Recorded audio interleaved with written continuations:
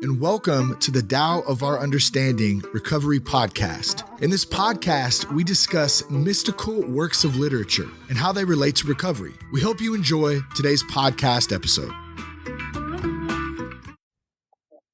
Hello, this is Buddy C. Welcome to the Tao of Our Understanding Recovery Podcast. Today we have Drew and Lou and Oscar. Good to have you guys. I want to bring to your attention one of the resources that we have at buddyc.org, and that's the download of my interpretation of the Tao Te Ching.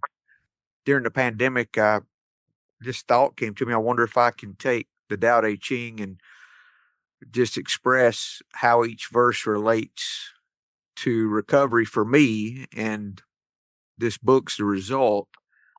You can buy it on Amazon, but I'm not worried about that. I would prefer to make it available to everyone, and I've done so in a PDF that you can download without registration or any hooks.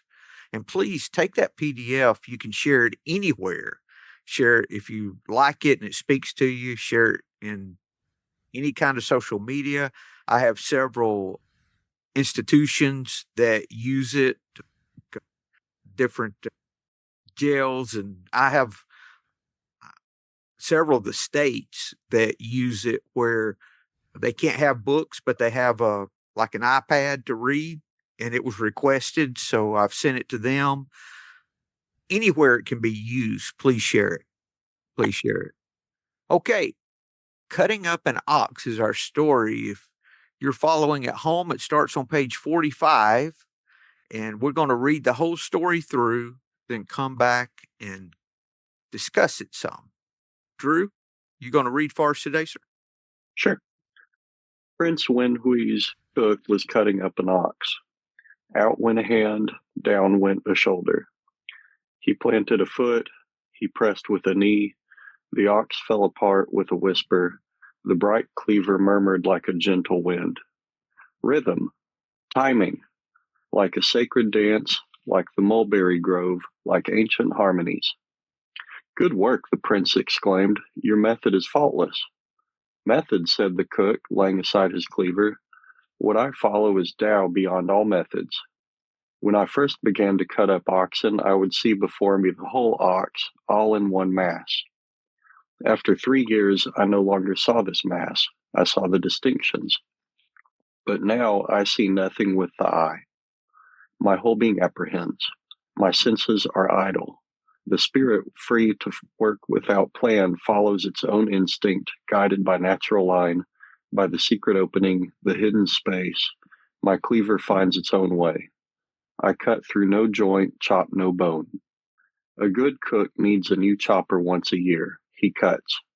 A poor cook needs a new one every month. He hacks. I have used this same cleaver 19 years. It has cut up 1,000 oxen. Its edge is as keen as if newly sharpened. There are spaces in the joints. The blade is thin and keen. When this thinness finds that space, there is all the room you need. It goes like a breeze. Hence, I have this cleaver 19 years as if newly sharpened. True, there are sometimes tough joints. I feel them coming. I slow down. I watch closely, hold back, barely move the blade. And whoomp, the part falls away like landing like a clod of earth. Then I withdraw the blade. I stand still and let the joy of the work sink in. I clean the blade and put it away. Prince Wenhui said, "This is it. My cook has shown me how I ought to live my own life." Thank you, Drew. Any comments before we start reading through? Just reminds me of Wu Wei. Very much. Mm-hmm. It reminds me of people talking about being in the zone. Your athletes talking about being in the zone. Even if you're a teacher, if you're an auto mechanic, if you're closing a deal, there's that feeling I think people get sometimes when things just flow naturally and happens naturally. Oftentimes they're way too rare for us, for me anyway. But why do you think they're so rare, Lou? I think because the butcher, unlike the butcher we're not slowing down to the pace of it, and we're thinking about what we're going to say next, or we're looking for certain cues rather than just letting it flow. I guess if I knew more, maybe I could do it better. But it's not about, like the butcher says, it's not about thinking, though. So, yeah, that's one good clue. Thank you, Lou. Oscar? Yeah, I had the same association with the zone. And I'm actually working on a book. Working is a big word because I didn't write a note yet. But I'm playing with the idea to write a book about living and working in the zone. Because I think what I see among colleagues, I work as a screenwriter, and what I see about around, when I watch around, it's a kind of coincidence most of the time that we come in the zone and then, but it doesn't have to be, I think. We just have to learn to let go of ourselves and our ego, and then the flow is always there. The flow is like a now, like the present moment. So when I'm in the present moment, I will be in the flow. And when I'm in the flow, I will be okay. And a very nice sentence is that he stops looking with his eyes or something like that. We will find it. So he doesn't use his eye, the eye. We are so used to watch with our eyes. We think we watch with our eyes, which is an insane idea. We see such a small part of reality. Reality is so much bigger than that. So we watch with our eyes, with our body. We think we are our bodies. We think we are a person. And if we let go all of this and just do what needs to be done in the moment, we will enter the flow and we will live in the zone. It's also nice that it's about working in the zone. He's doing his work in the zone. And the prince reacts with, that's how I want to live. And he wants to live in the zone. So just, yeah. Yeah, thank you for bringing us to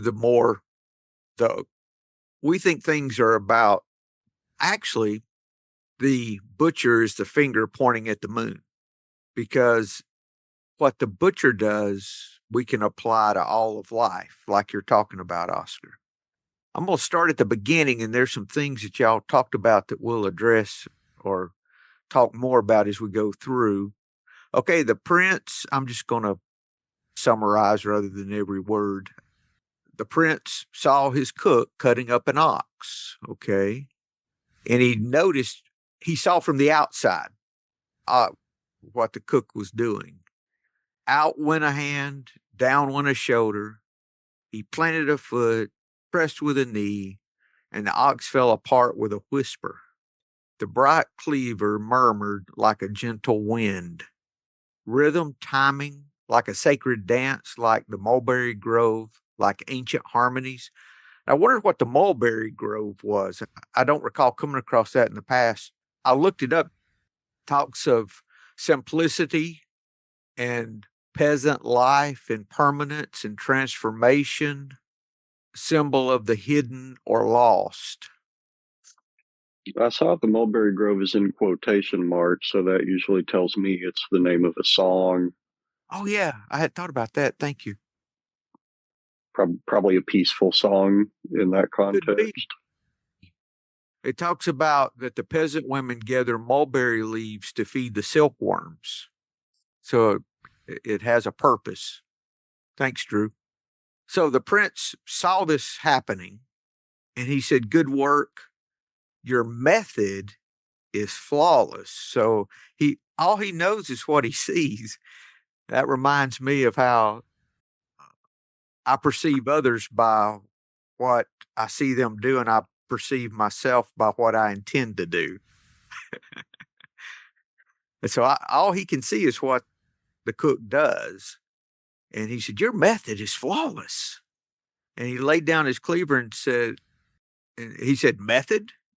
And he laid his cleaver down the cook did. He said, what I follow is Tao beyond all methods. Then he goes to explain what that means. And when he says what I follow is Tao, what I take that to mean is that what I follow is the intuitive flow of life. What I follow is what's in front of me, not trying to figure the thing out, but just going with the flow, going with the flow. And then he starts to explain how he came to this point of following the Tao, which we can apply this to every aspect of our life. When I first began to cut up oxen, I would see before me the whole ox all in one mass. For me, that relates to the concept in AA that of one day at a time. Because I used to take on the stress of my entire life. How am I going to quit drinking for the rest of my life? When I was thinking of just alcohol. But when I started breaking it down to the day and the moment, that was something that was possible. Oscar? He's living in step 11. Yes. So he's, in conscious contact with a higher power as we understand him, and finding his will for us and the power to follow it. Yeah, then we are at home, probably. Then we are in the zone, then we are in the present moment, and we are. But he has conscious contact. What I follow is Tao, beyond all methods, is conscious contact. It's a sacred dance, it's conscious contact. I think he's displaying, Oscar, how being in the ever-present moment. Yeah, the ever-present moment is always the will of a high power, right? Because it is. Maybe it is the higher power. Maybe I don't know if I discussed this last week. I know I do sometimes, but I'm just going to repeat it if I did. Had a little reminder the last couple of weeks of my thoughts about the higher power have gone more and more to it being the present moment. And I thought, I don't know. When I second, you know how if I get in my head about that, I'm like, I don't know if I should share that. That sounds counterintuitive to everything I was taught growing up. And I was reminded of the story of Moses and the burning bush. When he came across the bush and it was God in manifestation, and he said, when he went back, he said, who am I going to say sent me? Who are you? In other words. And he said, I am that I am. Tell them I am that I am sent you. And I talked to a Jewish friend of mine in recovery and asked him what that meant, really. And from what I can gather from everything that we discussed, it is the ever-present moment. I go, wait a minute. My ideas about the higher power are no different than what was already told to me in my Christianity, which was that God, the higher, whatever name you want to place, is the ever-present moment. That's how he said to describe himself. I was very grateful to see that. Oscar? That's really beautiful. And I think the ever-present moment only exists if we are aware of it. So in the end, it's awareness. Yes. So the I am must be the awareness. It's that ever-present wave, isn't it? It's that riding that wave of the present moment. Yeah, it's how I imagine this is the present moment is what is, and time is moving through it. So time and space are moving through this present moment. It's not that the present moment is evolving or changing every second. The seconds are going through it. That's how I experience this. But the beauty is that the present moment cannot exist without awareness. So awareness is the ultimate I am. Must be, I think. It's that freedom from fear. Because as long as I'm living in fear, I cannot have any awareness of the moment or what's going on right now because I'm not in the moment. I'm in the past or the future. One of the Zen teachers that I've read says that there is no time, that time is a construct, that all there is the present moment. Oh, okay. I can see that because I'm really never living in the past or the present per se. I like something that you said, Oscar, one time that was really good, that we're in the present moment, but we're not aware of it. We're in the present moment all of the time, but we cannot see it. It's not something we have to find. We're already there. We just don't know we're there. We are distracted. Yes. We Yeah. are distracted with, because our awareness going with our thoughts and our body, our minds are going, whoa, and our desires. It's only when we detach from all this and be aware of this present moment, then everything gets lighter, Yes. both in weight and in darkness. So at the bottom of page 45, the first page, at first you looked at everything in one mass. Okay. Then after 3 years, I no longer saw this mass. I saw the distinctions. Like our conversation's been going, I see that as being, I used to think, if you wanted to relate it to alcohol, let's say for me, or any addiction, instead of thinking about how I'm going to not drink the rest of my life, I started seeing that all I need to be concerned about was how not to drink in this moment.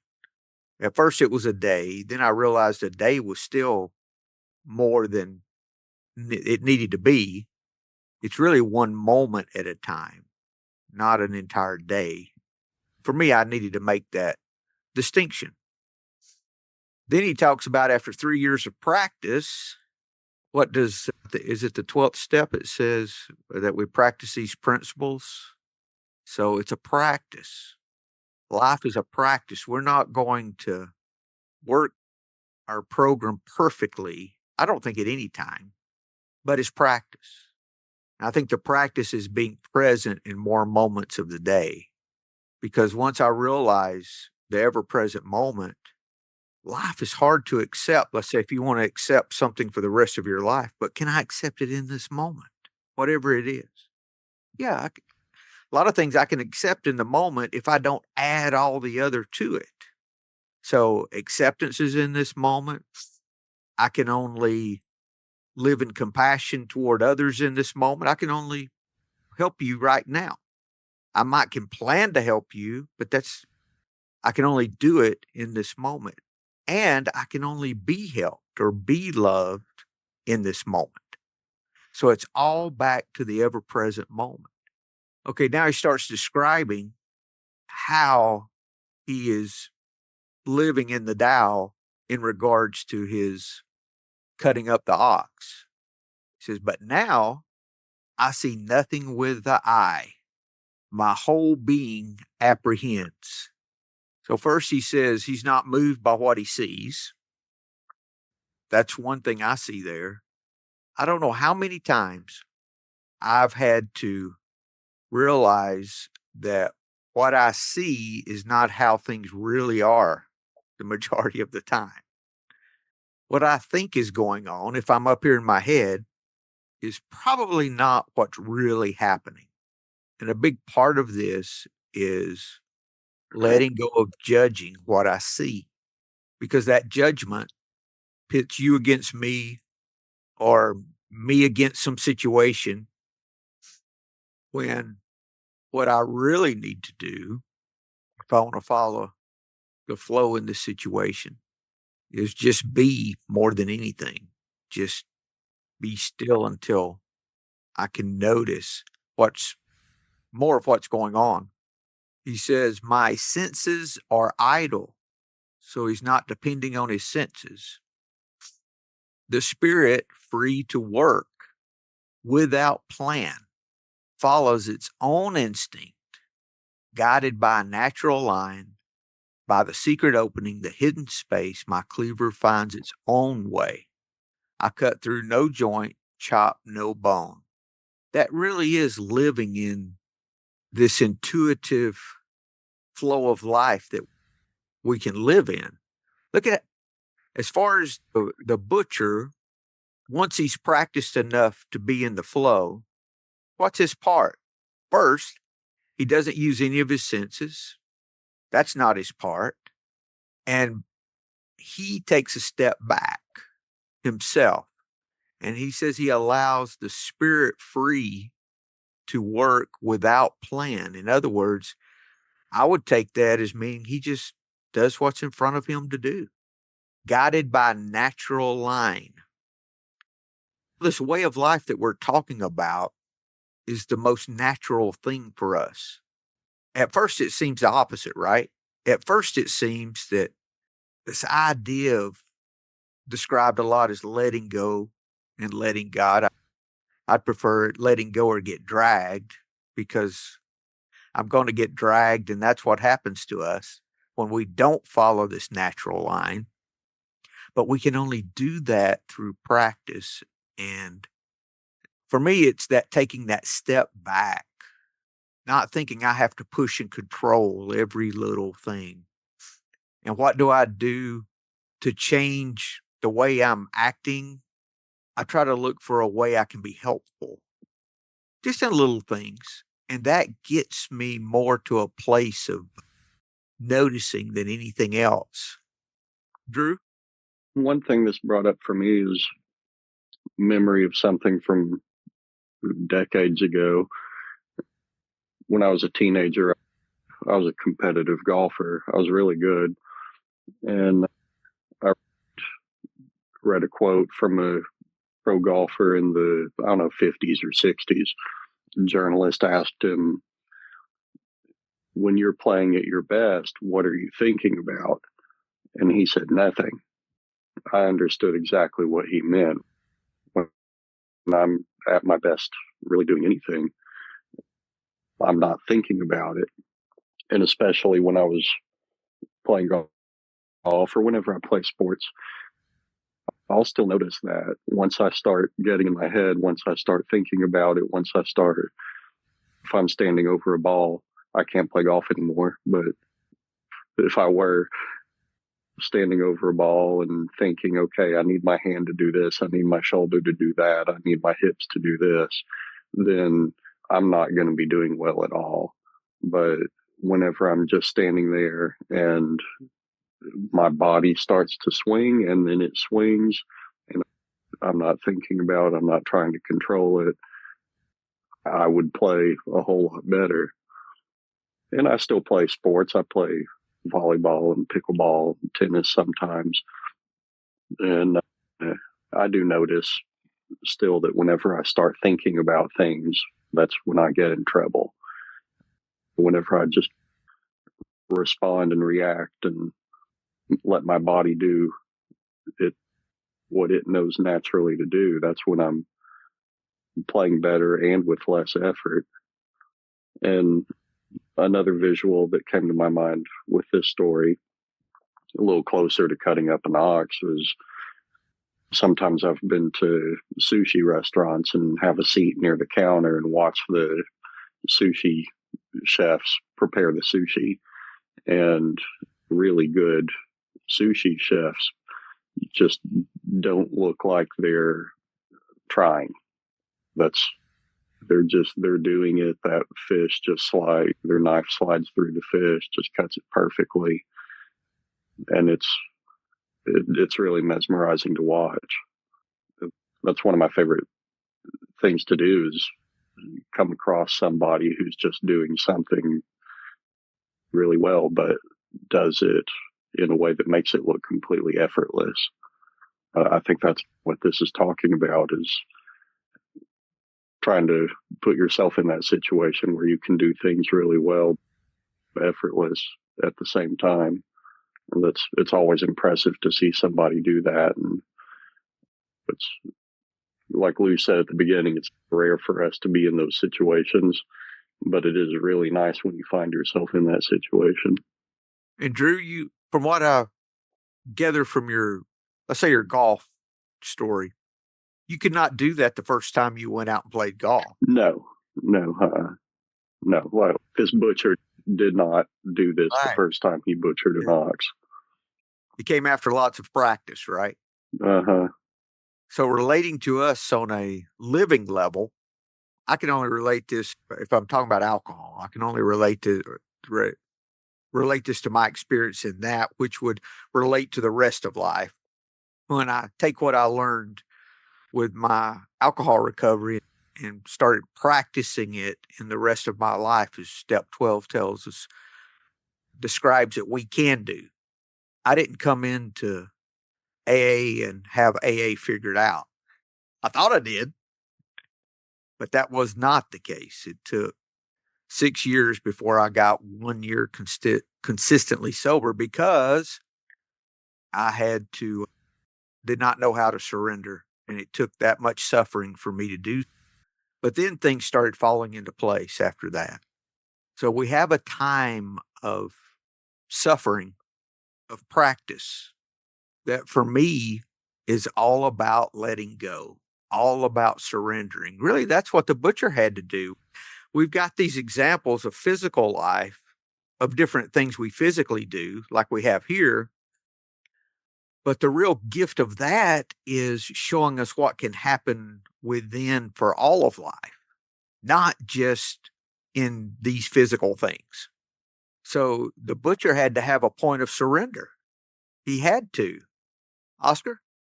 I'm reading this very nice book which someone gave to me in a Step 11 workshop, and it's by Brother Lawrence, and it's called Practicing the Presence of God.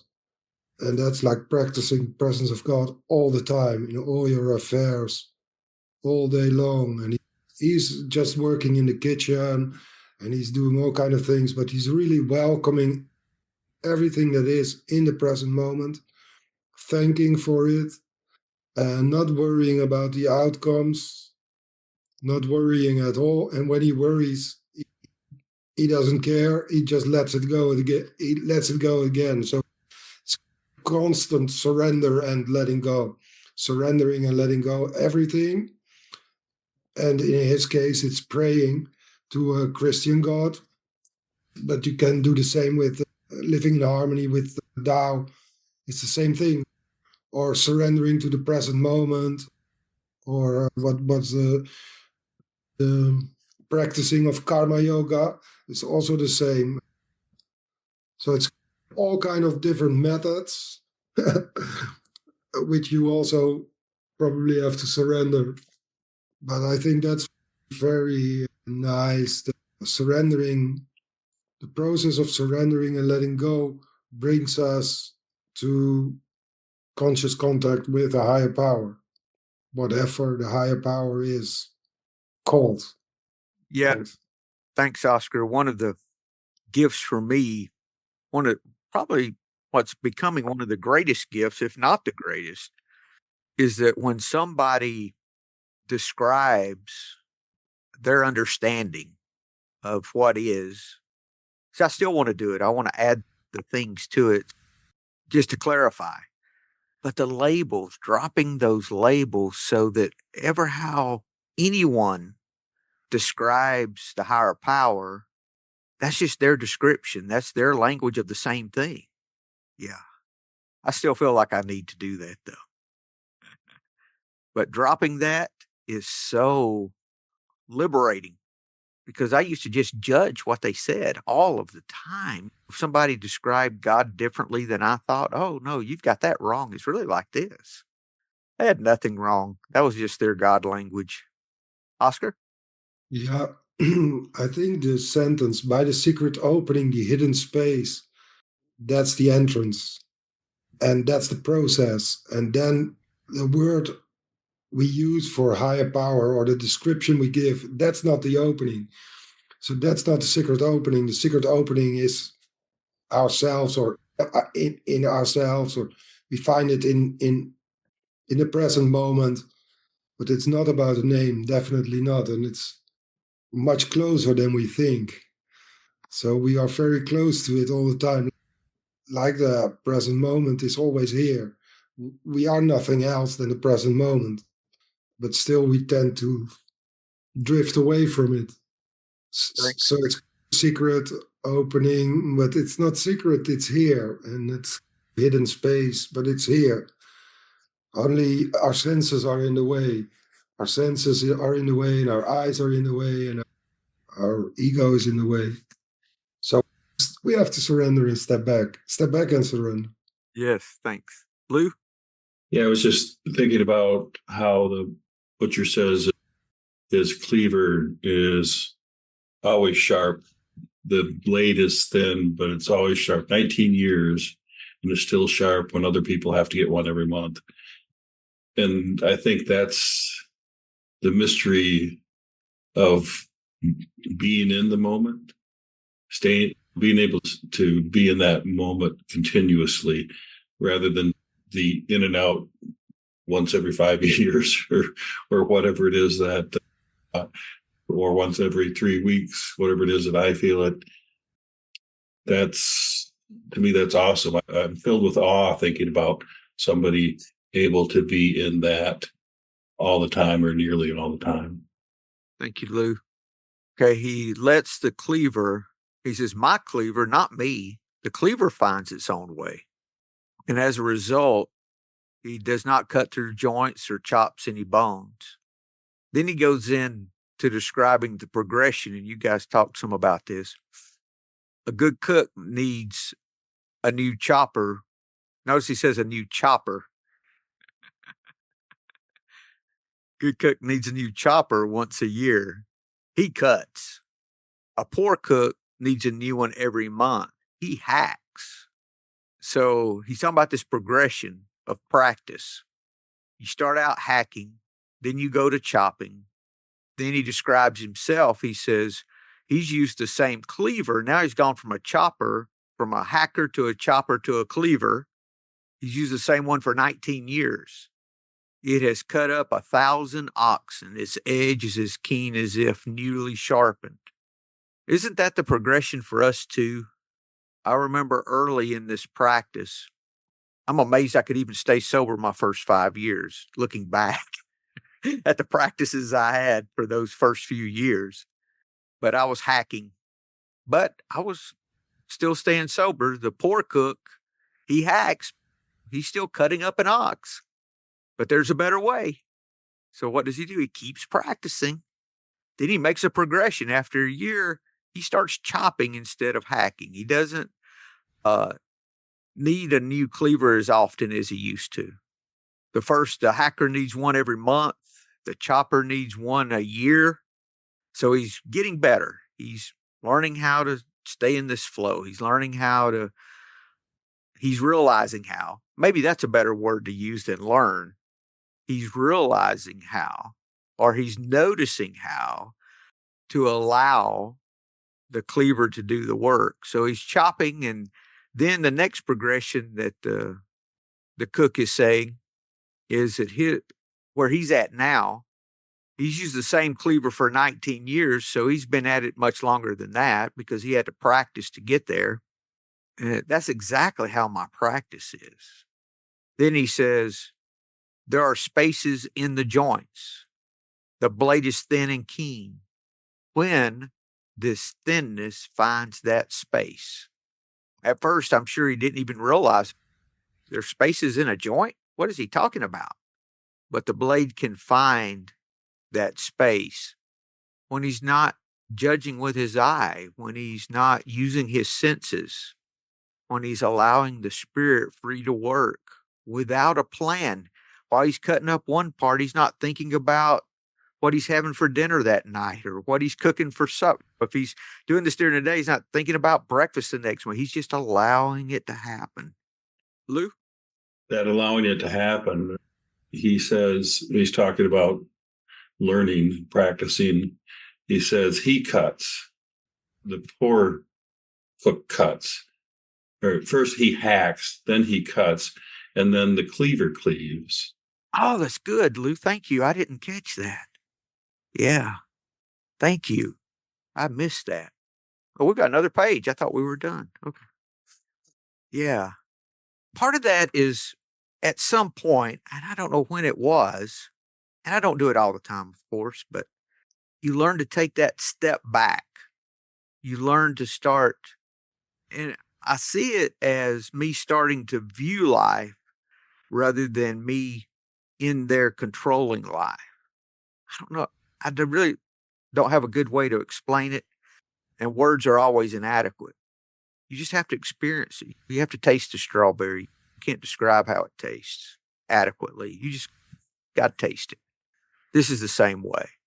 And before we end today, I want to talk about the practices that we have personally that bring us to this point, too. All right, let's go to the 47, the final page. Okay, he's talking about that the blade, his cleaver finds the space. The cleaver finds it, he doesn't. There's all the room you need. It goes like a breeze. Hence, I have this cleaver 19 years as if newly sharpened. So he's not working against the cleaver, because in this example, if he's working against it, it would need to be sharpened. So he's allowing the cleaver to do the work.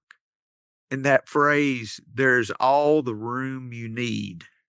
That's important.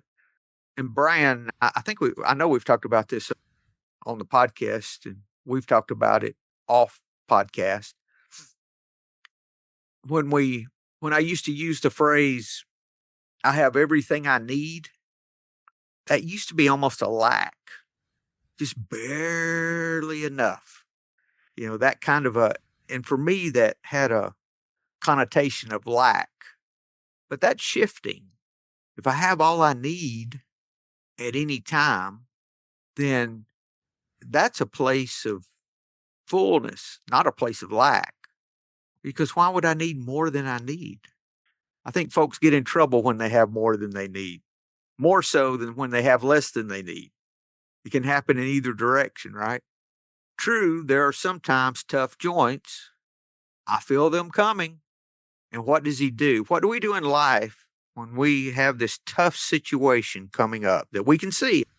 You can see what's coming up, or I can. You can look at life and say, oh, if it's sobriety, I've got this big party coming up. What am I going to do? How can I stay sober? Or you have some other thing happening.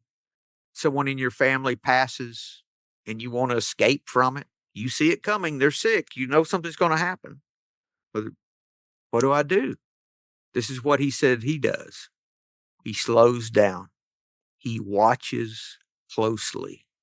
He holds back. Barely moving the blade. So for life, that would be, I slow down. I'm very conscious of what's going on. I don't make excessive effort, because a lot of times what I want to do is stay busy to keep my mind occupied. But with this, notice he's doing this after he's been practicing a long time. So this is not a beginning practice. This is what the practice, I think, becomes over time. So I learned to sit with what's going on, not take action until I know what action to take. Because I think I do less damage sometime, anytime, do more damage by taking actions I shouldn't than not taking actions I should. That's what I found. It says he barely moves the blade. So we barely take action. We are very conscious of what we're doing.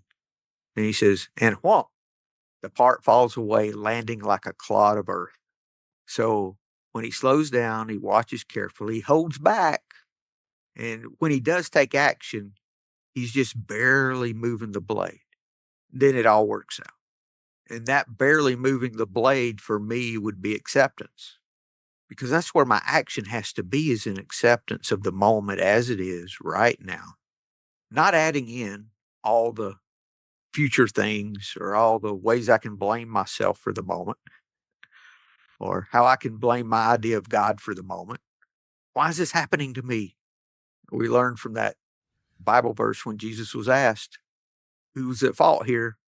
Why is this man blind? Did he sin? Did his parents sin? He said, no, you're asking the wrong question. How can the Father be glorified? So when I get in those situations and I want to blame, how can I find gratitude in this? That's what I need to ask. And it's not that you're grateful for a bad situation. What am I learning in this situation? Because I only learn when I'm stretched. I don't learn when everything's wonderful, everything's unicorns and rainbows. I'm really not learning a lot. I don't grow in that. I need difficulties to grow. If you want to look at a natural example, the rock needs the water to run over. And the swifter the water that's running over the rock, the more smooth it becomes.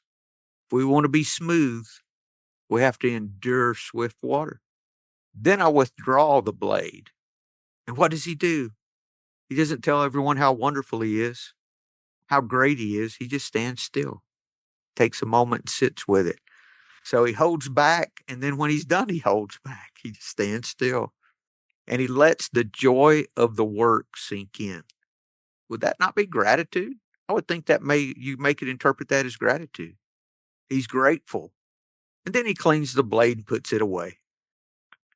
One of my Zen teachers was talking about, he was asked by one of his students, Master, what do I do now? He says, I just ate lunch. What do I do now? Like he was wanting to follow the master on. He says, go wash your dish. Oh, so it's about just being present with whatever's going on. The prince said, this is it. My cook has shown me how I ought to live my own life. He didn't say he showed me how to cut up an ox, because the prince could not cut up an ox the way he did just by him explaining it. That's a good point too. I hadn't thought about that. When we come into recovery and someone, let's say you get a sponsor, you're listening to a meeting and someone shares their experience, strength, and hope of how they're staying sober. Oh, I need to do what they're doing. So you have to do the steps that they did to get the same result. You can't shortcut it. If the prince wanted to really cut up an ox as the cook could do, he would have to practice.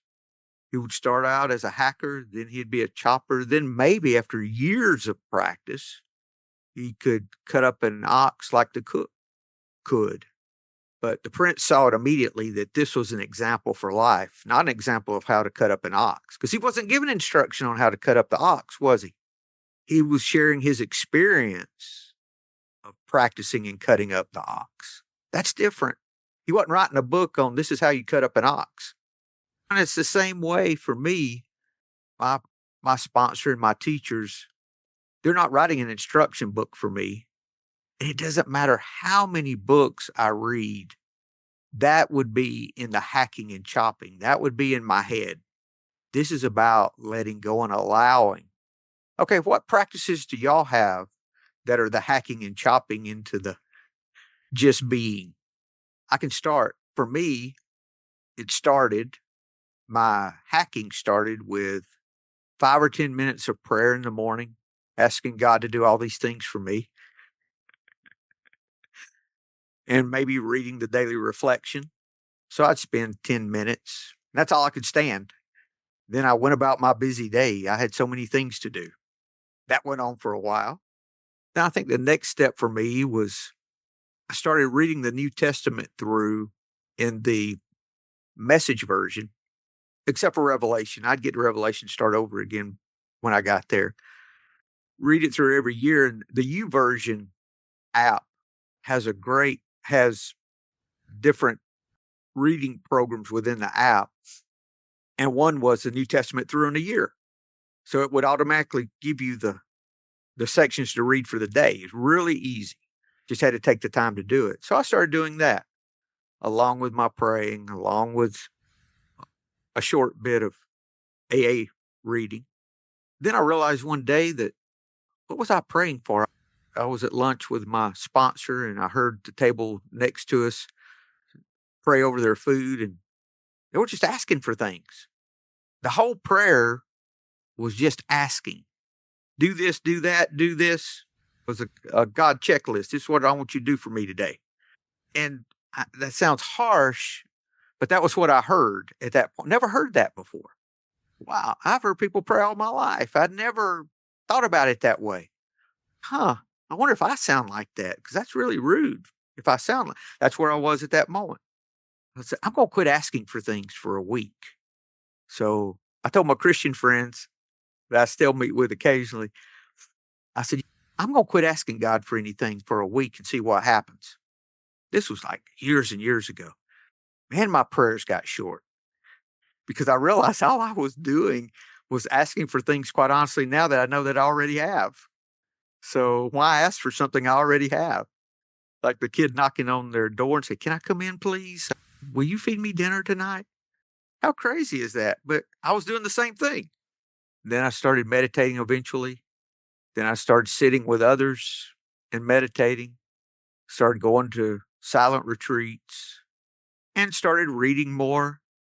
And these things were the natural line, as said in this story. There's natural line. Have people come in. I had someone come in that was, I have some folks that think of me as a spiritual advisor for some, if they really knew me, that's not what they would, but anyway, well, I want to start meditating. I said, I didn't start meditating till I was 8 years sober, I think. I said, you sure you want to start meditating now at 1 year, 2 years? Yeah, I want to, but it's hard for me to do. I said, you need to find what's easy for you to do. In other words, where you are at. When I started meditating, I had a desire to meditate and could start meditating 20 minutes a day with no problem whatsoever because I was ready.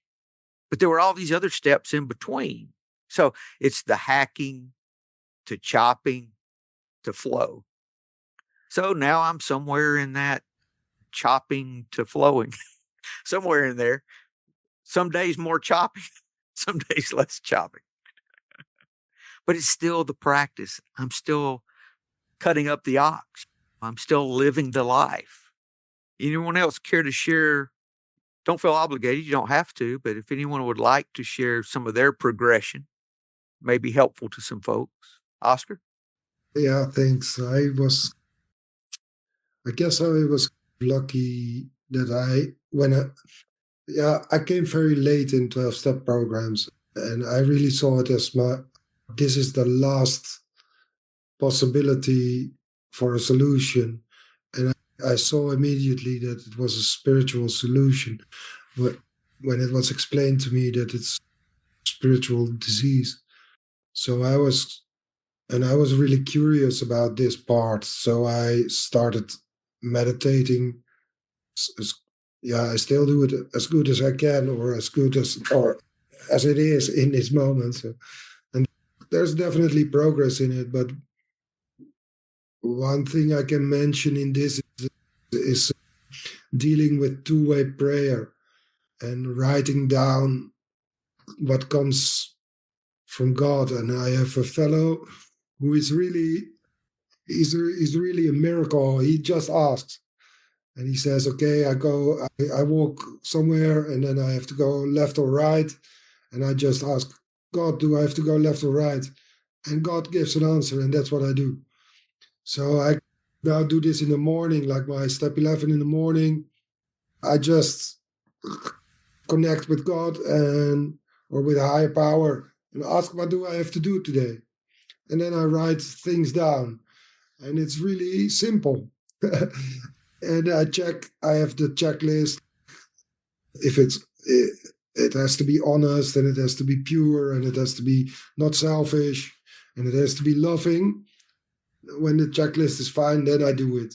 So when there are things on it where I think, oh, this is not, but this is really a process which is growing all the time, and it's changing all the time, and the time I do it changes.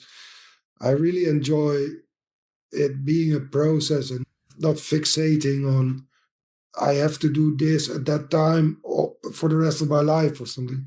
So it's growing all the time. And the same with the process of letting go. Yeah, the process of letting go is also, and surrender is going on, and it's getting more sophisticated. Or sophisticated is not even a word. It's changing. It's changing all the time. Could it be, Oscar, that it's more practical? Yeah, because I get more used to it, and I can do it in a train, and I can do it more instant, and I see better the moments when I have to pause, and when I get emotional, I take a step back. So I learn in this process, definitely. Yeah, something like this. Okay. Thank you, Oscar. And how I can notice that this is working, that I'm learning how to follow the Tao, as the cook would say, is, am I being present in more moments of the day? For me, that's, if I want to gauge how I'm doing with this, for me, that's the gauge. And I have the same thing happen, Oscar, when I'm meditating. I keep my phone beside me I use Google Keep for all of my notes. And a lot of times solutions will come to things I had been working. I was, oh, that's how to do that. I used to think I'll remember it later, but that doesn't happen. So I said, oh, I need to respect the solutions I'm getting. So I'll stop and put it in Google Keep real quick and then go back and say a word of gratitude and go back to meditating. I asked my Zen teacher about that, and he said that he keeps a legal pad beside him when he meditates, and when thoughts come, he'll write them down. So I said, well, same thing. Yeah, that's two-way prayer, right? Yeah, It's the yeah. same. So. Yeah, there's a podcast that's all about two-way prayer. Yeah, it's beautiful. Bill Bill W. W. It's Yeah. Father Bill W. Yeah. Yeah. Yeah, if you want more information on two-way prayer, really, it's doing what step 11 talks about. We listen, and sometimes prayer's asking, and sometimes we're asking, sometimes we're listening. It's two-way. So for me, the asking is more showing gratitude than asking now.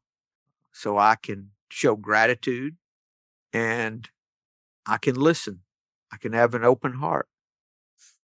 I can't be doing both at the same time.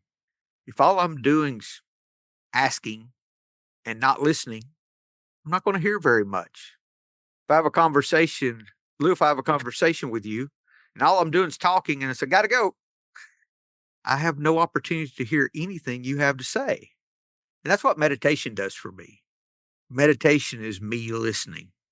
And I used to think that was the end all be all, but now I'm seeing that is just the doorway for the rest of my days. So just as I sit in meditation and am available and just listening, just being there, I can just be there in our conversation. I can just sit with whatever's going on without getting out, without hacking and chopping, without trying to control and push and move. One last thing for me, I've been reading the book of Psalms lately, and I have a translation from Norman Fisher that I like. He did, I think, about 150 of the Psalms. He's a Zen teacher, and I normally, when I saw that, I said, oh, I'll get that and see how I like it. It's good. But what I realized was a lot of the Psalms are presented that you're talking directly to God in the Psalms. You are. And I could take that when I say you are, and I'm talking to what is, or the present moment, or ever how I want to phrase it, ever how you see God, I could take that and do it. And 98% of them I could see positive out of, rather a way to show gratitude. Some I would ignore, of course. You're giving me victory over my enemies. Okay. That per se is not exactly how I see it, but you are enabling me to surrender to my fears is the same thing, just said a little differently, or it is for me. So I'm enjoying those. Some of you may enjoy that. Probably do it straight out of the King James Version. I don't know. Anything else today, guys, before we close? Drew, I hope we didn't cut into your pickleball playing too much today. I know we're running over. My apologies. No, not too much. It's worth the trade-off. Appreciate it, my friend. All right, you guys. If there's nothing else, y'all have a great day and hope to see you next week. Thank you. Hello, this is Buddy C. I wanted to make you aware of several recovery-related resources that I've posted in the episode description. These resources include a list of recovery podcasts, a free sober meditation app, daily recovery email, shared Google Recovery calendars, Hope you put some of these resources to use and have a great week. Thank you for listening to the Tao of Our Understanding Recovery Podcast. If you enjoyed this episode, please share it with your friends in recovery.